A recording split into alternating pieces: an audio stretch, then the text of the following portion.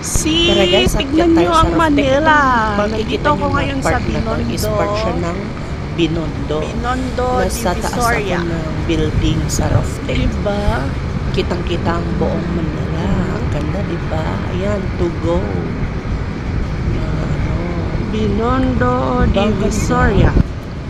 Kasi sa work ko, ang mga staff lang ang nakakapunta sa roof deck. Divisoria. Hindi pwede yung mga iba, mga staff lang.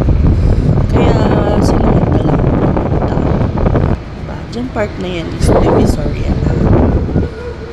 Yan. Diba? Divisoria, Binondo. Diba? Ang ganda. Sa likod ng part So what you see?